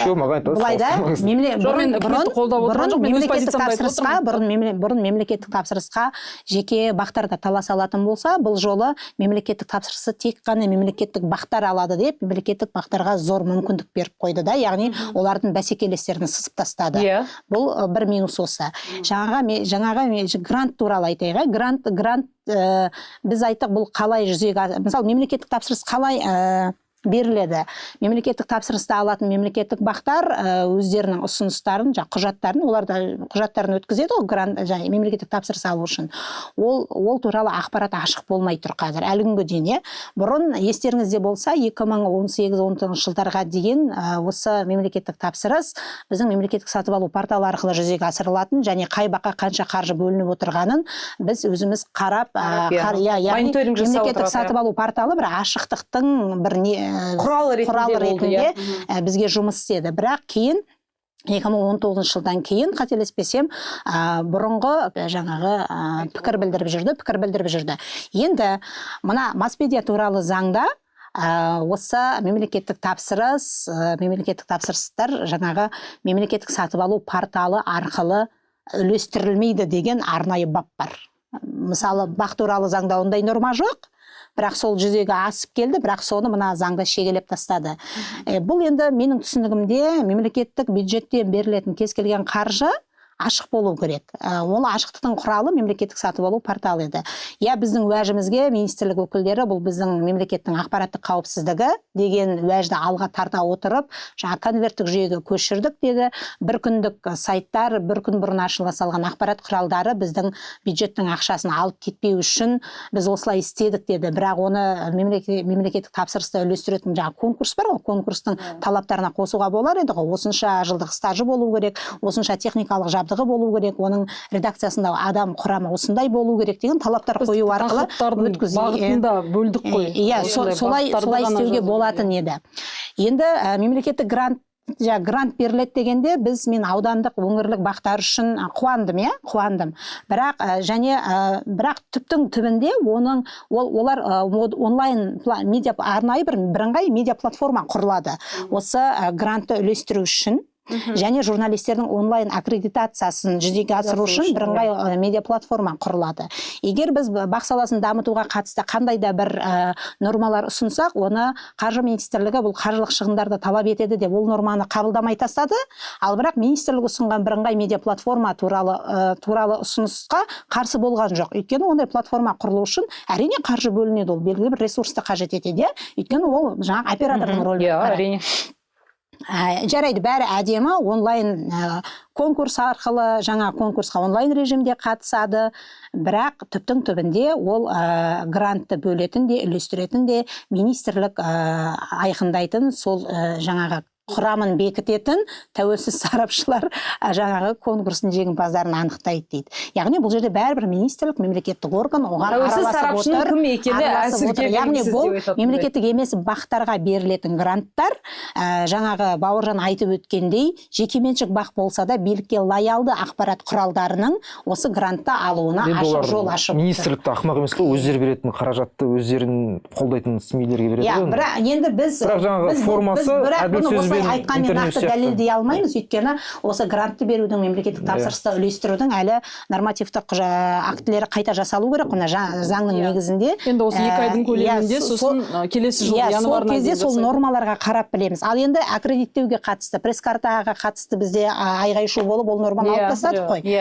Одан кейін оның орнына аккредиттеудің оңайлатылған жүйесі енгізілді. Ол кезде де сіз түптеп келгенде бір пресс-карта аласыз деген сөз ғой. Бірақ ол онлайн режимде жүреді, жаңа мен атаған медиа платформа арқылы сіз барып онлайн тапсырып ала аласыз. Бірақ бір ғана бұл аккредиттеудің жалғыз жүйесі емес бұл. Қазір қолданыстағы аккредиттеу жүйесі бар ғой, мысалы, ол қала береді. Оңайлатылған жүйесіне біз қарсылық таныттық, бірақ олар айтты, бізде адамдар өзінің таңдауы, бұл журналистердің таңдауын ешкім шектей алмайды деді. Біреу онлайн бергісі келуі мүмкін, біреу офлайн жаңағыдай дәстүрлі неден өтуі мүмкін. Сондықтан да, ал бізге оңайлатылған деген сөз ұнамады. Біз сол сөзге байланысты жалпы қарсы болдық. Жеке өзім бұған қатысты бізде бір 7-8 жұмыс тобы болды. Депутат қарсы болды оған. Сонымен қатар бізде қоғамдық палатаның отырысы болды Алматы қаласында. Ол кезде медиа құрылтай өтіп жатты, ұмытпасам. Сол жерде де біз бұны үлкен талқыға салдық. Менің ойымша, олардың қазіргі уәжі медиа платформа болады. Медиа платформадан бәрі бірдей өтеді, бірақ біреуі онлайн өтеді, біреуі офлайн өтеді. Оны оңайлатылған дегеніміз сол медиа платформадан тапсырып жүрмейді, оның уақытын жаңағыдай мүмкіндік беріледі деп сөйтіп айтты да. Сонымен ол жұмыс тобында қолдау тапты және бұл үкіметтен қолдау тапты. Сөйтіп біз пресс-картаны алып тастадық. Бірақ пресс-карта неге алып тастадық? Пресс-карта ол шын айтқанда алалау мәселесі болды. Сосын ол жерде тұрғын үймен көмектесеміз деген шын айтқанда жалған ақпарат болды. Өткен тұрғын үй қатынастар туралы заңның 78-ші бабында ол жерде мемлекеттік қызметкерлер бар және үлкен категория бар. Ол категорияда журналистер жоқ. Және ол жерде бюджеттік қызметкерге журналист кірмейді, мемлекеттік қызметкерге журналист кірмейді. Сәйкесінше сіздер сол заңға енгізесіздер ме, әлде қалай жасайсыздар деген кезде әрине құзыретті органның жауабы болмады. Сондықтан олар сол жерден өздері түсінікті. Енді аккредиттеудің оңайлатылған картасы дегенде оның да бір ережесі тәртібі болады ғой. Оның ереже тәртібі де әлі жасалған жоқ. біз әлі оны оқып көруіміз керек. Ол расында оңайлатылған ба, жоқ әлде қиындатылған ба деген. Сонда заңға қол қойылды, бірақ заңның нормалары әлі дайын емес. Заң қабылданғаннан кейін 2 айдың ішінде жасалады ғой ереже. Негізі оның өзінің құзыретті, жалпы заңда барлық нәрсені реттеп, аяғына дейін, үтір нүктесіне дейін жазу, ол бір шетінен де дұрыс емес. Өйткені өмір өзгереді, талап өзгереді, базалық қағидаттар ғана болып, сол қағидаттардың ары қарай кішігірім жаңағыдай ережелердің барлығы өзінің органдарында, құзыретті органдарында жазылуы қажет. Бірақ осыған қатысты журналистерге осы заңға қатысты енді біраз айтып жатыр талап тілектерін. Менің ойымша енді министрлікте қайта өздері түсініп отыр ғой, қаншалықты қиын екен. Бірақ мен өзім ойлаймын, біз мемлекеттік тапсырыстың ашықтығына қатысты биыл жоғары аудиторлық палатаның алдында үлкен сұрақтар көтердік. Бұл сұрақтарды біз алдағы уақытта да қарастырамыз. Сондықтан да жалпы бұған қатысты мемлекеттік орган бәрібірде де парламенттің уәжді мәселелеріне көңіл бөлуіне тура келеді. Өйткені бүгінгі таңдағы өте бір жабық, өте бір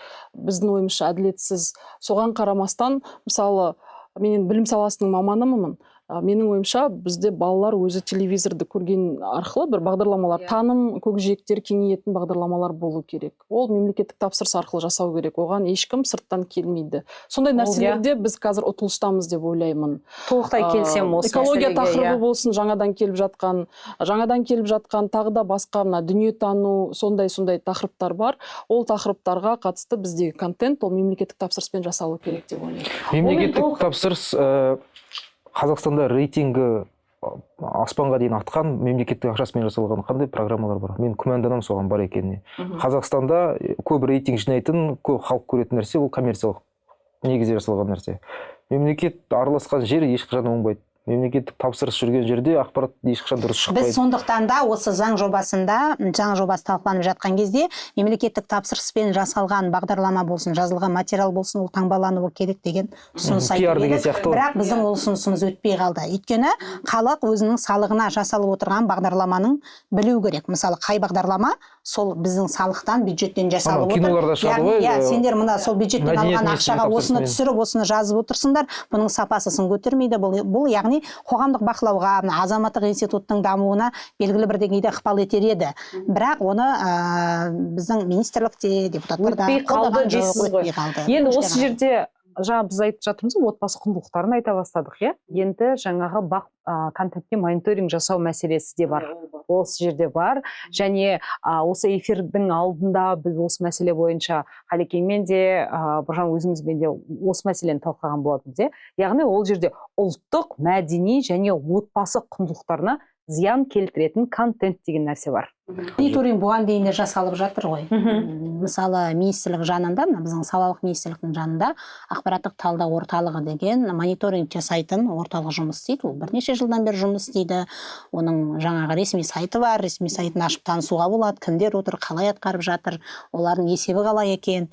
Енді бізді алаңдатып отырғаны, әрине бұл мониторинг орталығын ашудағы олардың мақсаты контенттердің біздің Қазақстан заңдарына сәйкес келуін ғана біз бақылаймыз деп айтады. Енді оған мен кәдімгі сөзбе-сөз оқып берейін, қате кетпеу үшін. Қоғамның адамгершілік дамуына және жалпыға бірдей ұлттық, мәдени және отбасы құндылықтарына зиян келтіретін контентті де тексеру қосылды.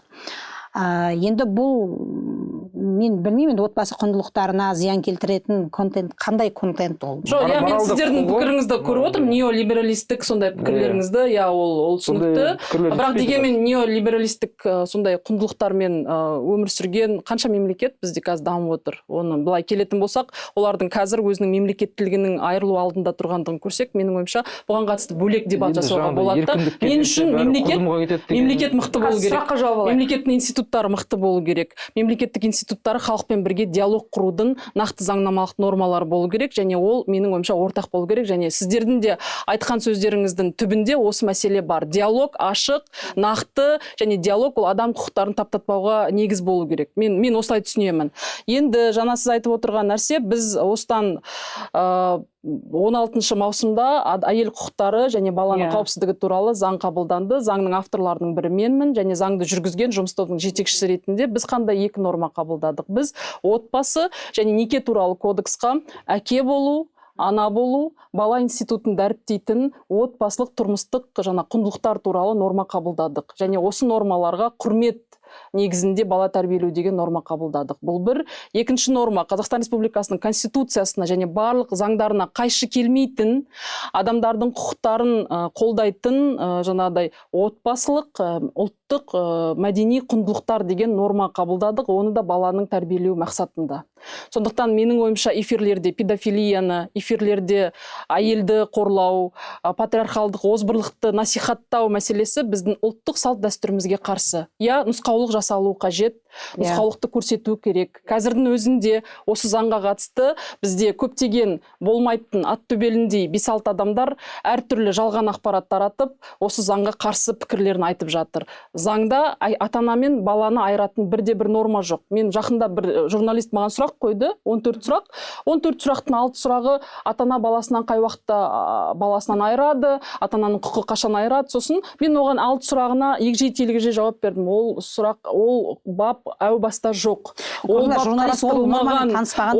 Ол өзі ұялды, өйткені ол белді бір жаңа ненің журналисті өзі оқып, кейін маған айтты, мен шынымды айтсам 6 сұрақтың бәрін алып тастап, қайтадан сізге сұрақ берейінші деді. Яғни нені көрсетеді? Сіздер айтып отырсыздар, мемлекет реттемесін, журналистер мықты, наса шын мәніне келгенде күніге мен 24-7 журналистермен жұмыс жасап жүрген азамат ретінде айтатын, екі тараптан да олқылық бар деп айта аламын. Бұл бір мәселе. Екінші мәселе, жаңағы отбасылық дәстүрлі құндылықтар бізде қазір дұрыс қаралу керек. Мен де адам құқықтары мен бостандықтарын жоғары қоямын.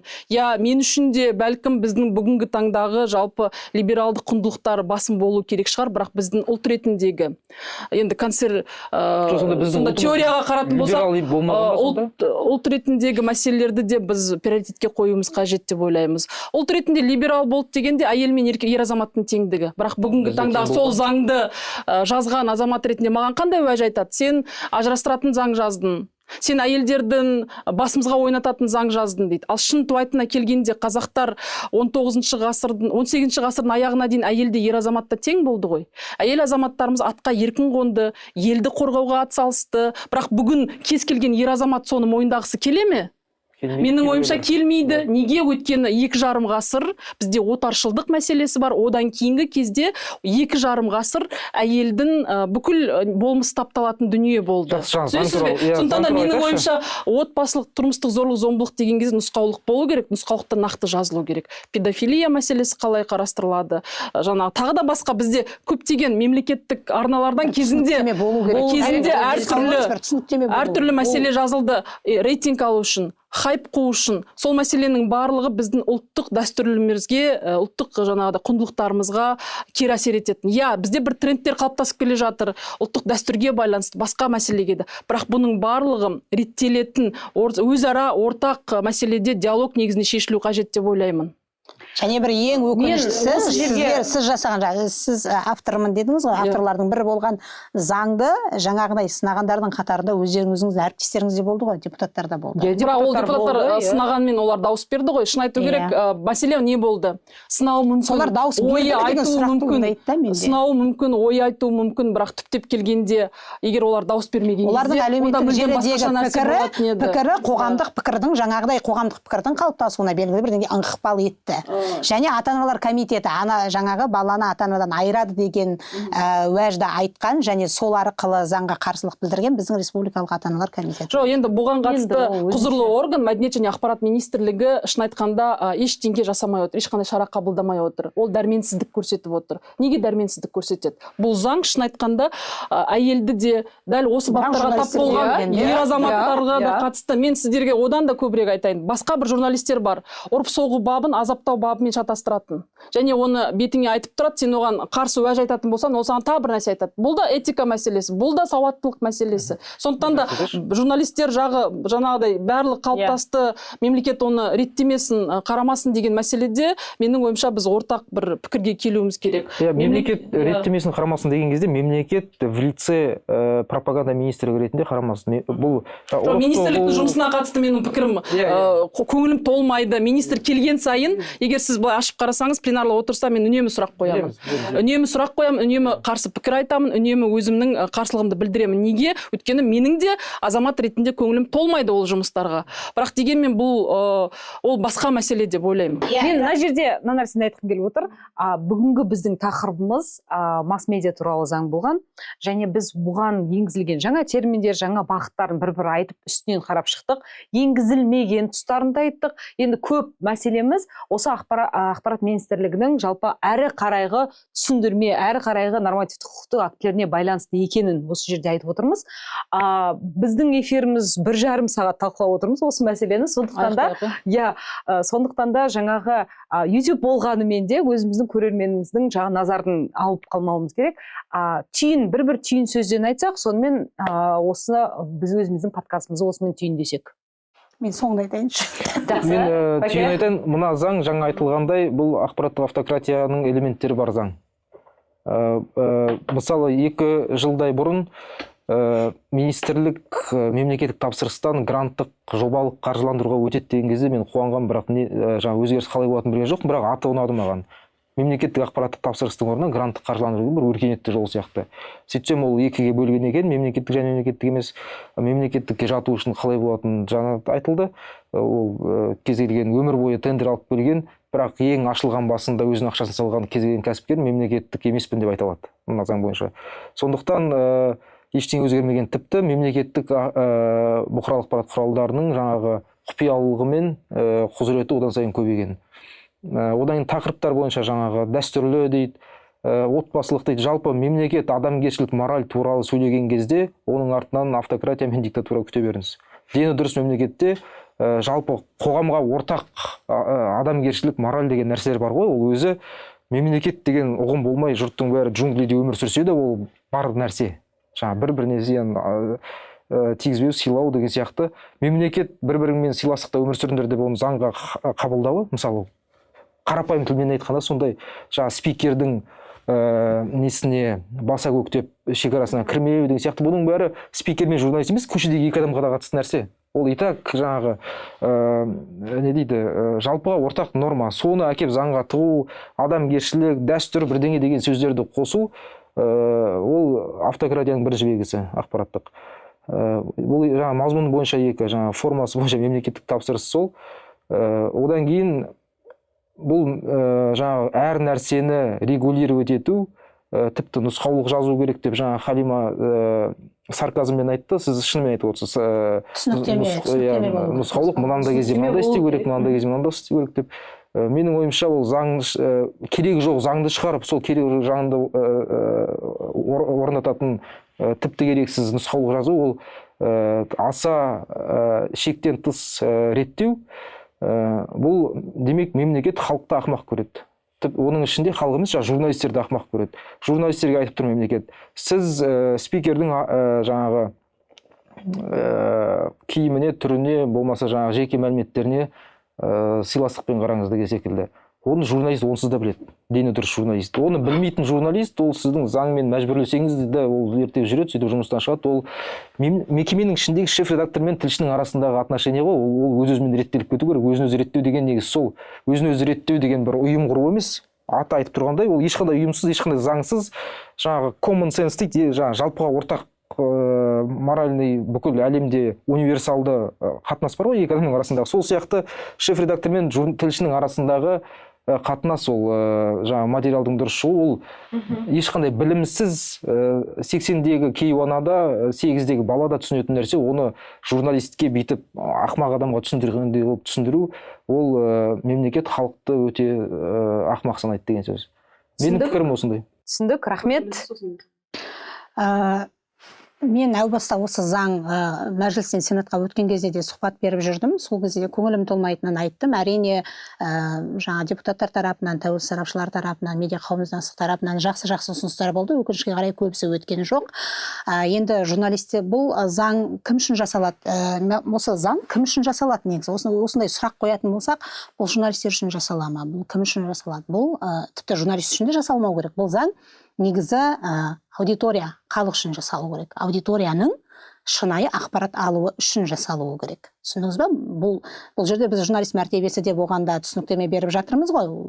Бірақ сол аудиторияның шынайы, жақсы, сенімді, сапалы ақпарат алуын қамтамасыз ететін журналистің құқын қамтамасыз ететін заң болу керек. Соның еркіндігін қамтамасыз ететін заң болуы керек еді. Өкінішке қарай, бұл жұмыс тобында болғандықтан мен көптеген пайдалы, тиімді ұсыныстардың өтпей қалғанын көзіммен көрдім. Жақсы ұсыныстарды ұсынғандардың бірі Жұлдыз ханым және Пономарев мырза. Өкінішке қарай депутаттардың өзі кейбір мәселеде екіге жарылып жатты. Сондықтан бұл заңға дауыс берді деп барлығын қолпаштап кетуге де болмайды.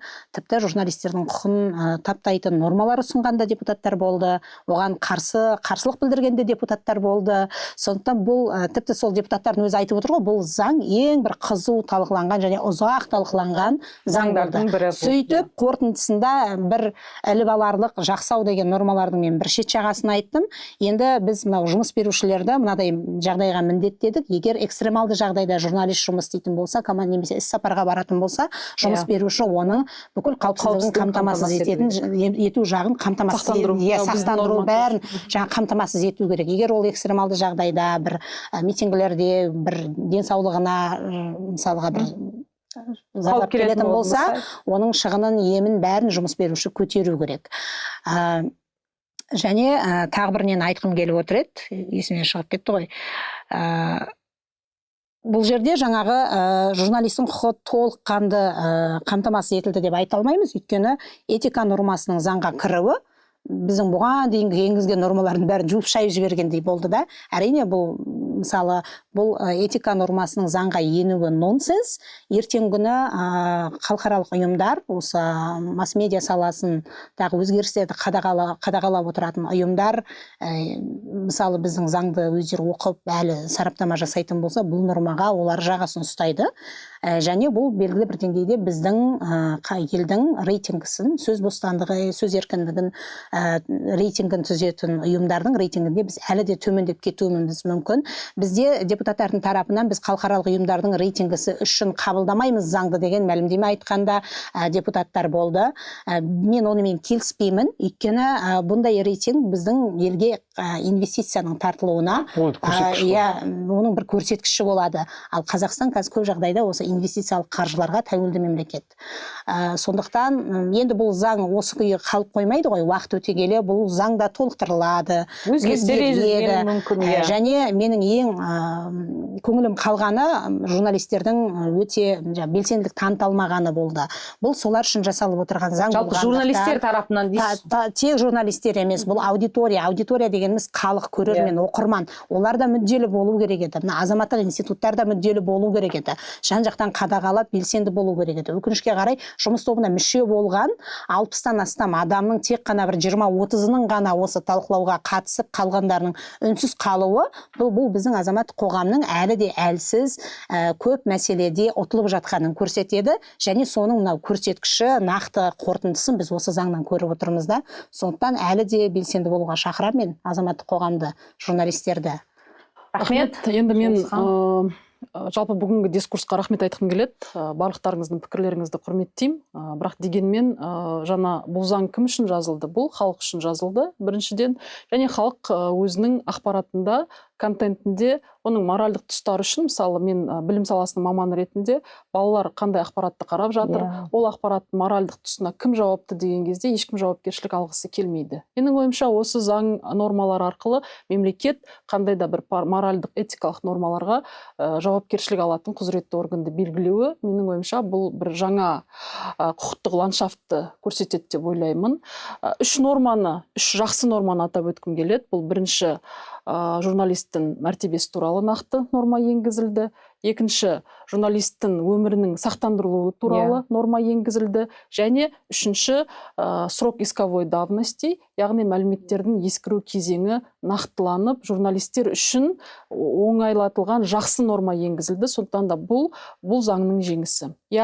Өмір өзгеріп жатыр. Өмір күнделікті өзгеруде. Сондықтан да жаңадан да нормалар болады. Бүгінгі таңдағы талқылаудың өзінен жалпы мемлекеттің кетіп жатқан қаражатының ол контенттің сапасына және журналистердің өмірінің, құқығының, сөзінің бостандығына әсер етуге қатысты бір жаңа дискурстық платформа қалыптасып келе жатқандығын мемлекет көріп отыр деп ойлаймын. Бұл өте маңызды деп ойлаймын. Сондықтан да ең маңызды мәселе, бұл заңдың авторы үкімет.